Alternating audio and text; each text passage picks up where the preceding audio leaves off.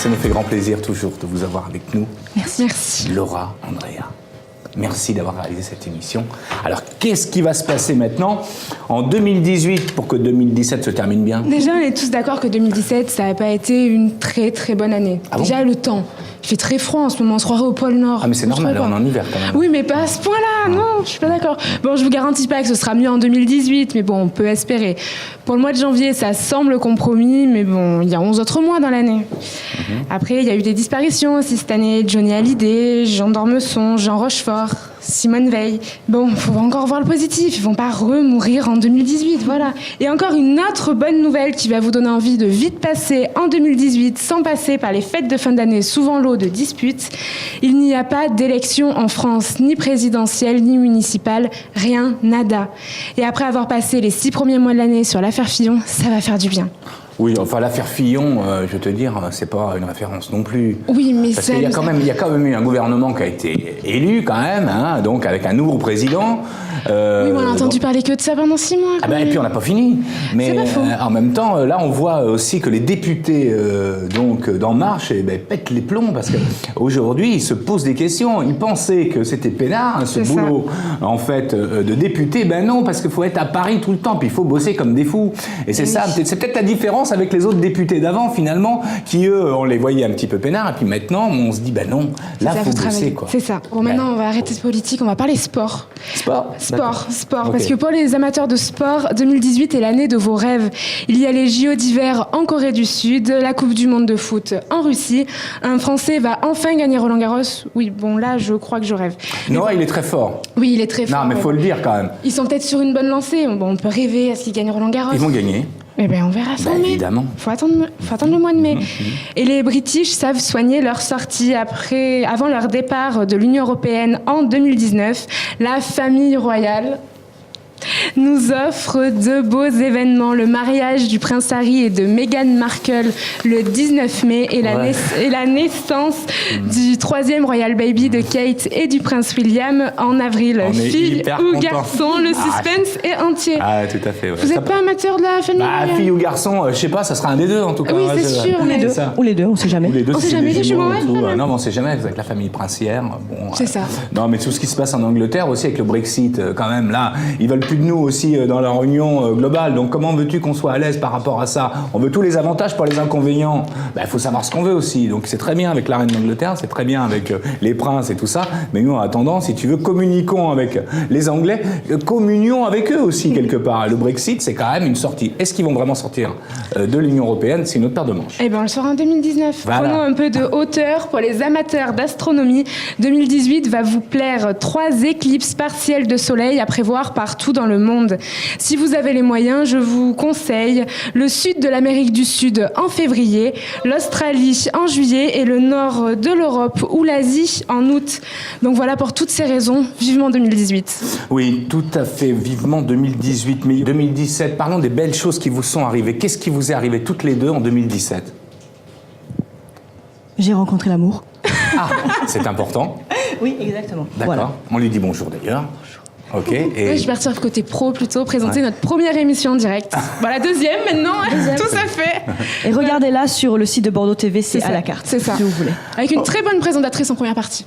Et chroniqueuse en deuxième partie. Ok, donc écoutez, alors moi je voulais juste vous parler d'un truc parce que vous êtes très jolie. Merci.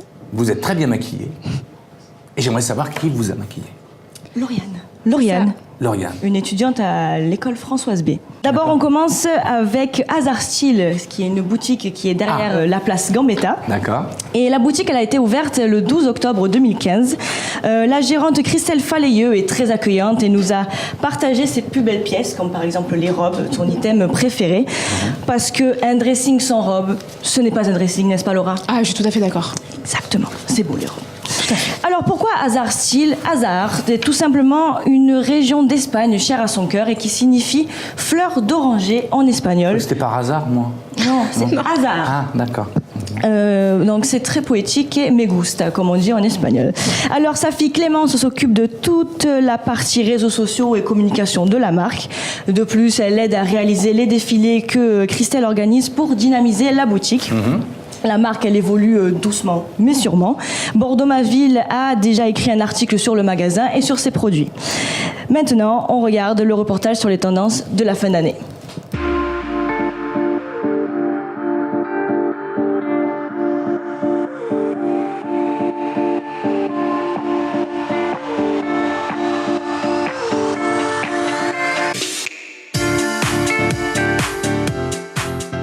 Alors Cindy porte aujourd'hui une petite robe noire sous une petite veste rosée, tendance BD, très à la mode, qui lui donne un petit côté rigolo.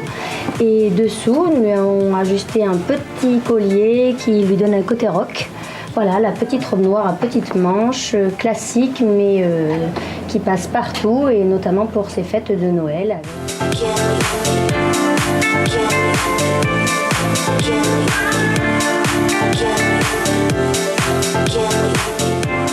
Cindy porte cette fois une petite robe moulante Rinascimento, faussement sage, avec un petit côté d'épaule que sur un côté, assorti d'un petit collier création Atelier K en pierre véritable bleu marine pour lui donner un petit coup de fouet. Cette petite robe faussement sage irait très bien pour un 25 décembre et donner un petit coup de soleil à table en cet hiver très froid.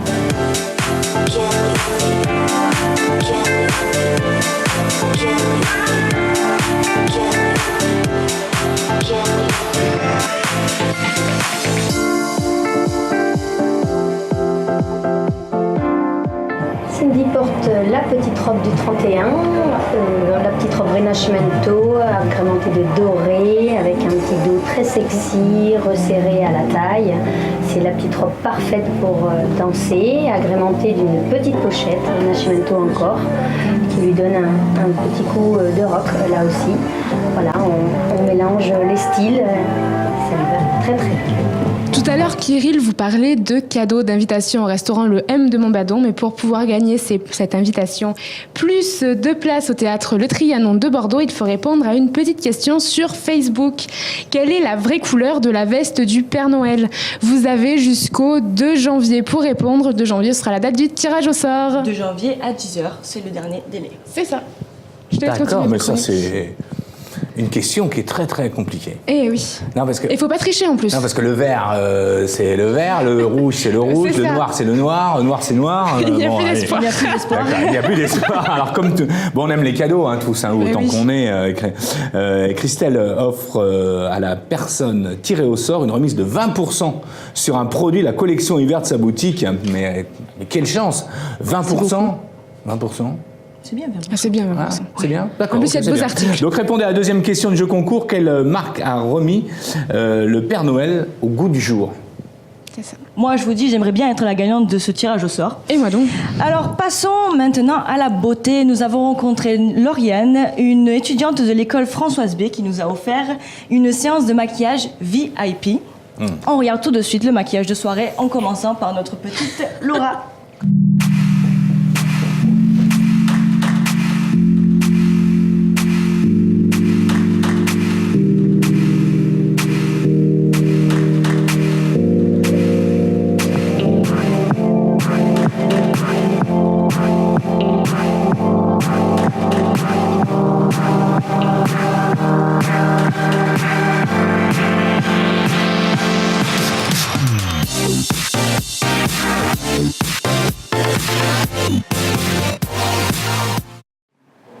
Et voici un maquillage soir avec des yeux plutôt nude et un rouge à lèvres rouge, mais vous pouvez aussi utiliser sur les yeux des couleurs un petit peu plus vives si vous le souhaitez, et n'hésitez pas à rajouter des paillettes, des strass si vous avez envie d'avoir un maquillage de Noël un peu plus festif. Sinon, voici un maquillage soir pour Noël. Un maquillage simple à faire chez vous pour les fêtes, le quotidien ou encore un dîner en tête-à-tête.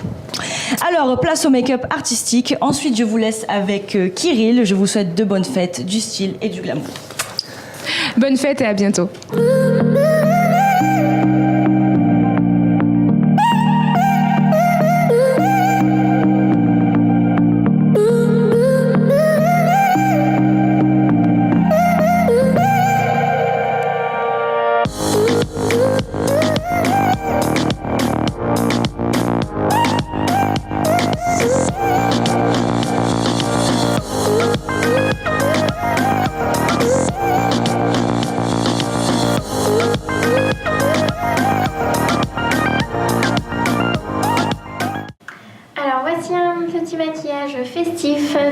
pour le jour de l'an par exemple, vous pouvez réaliser tout à fait ce type de maquillage avec un petit peu de paillettes. On a mis juste 2 petits strass pour le petit plus et ça c'est au choix.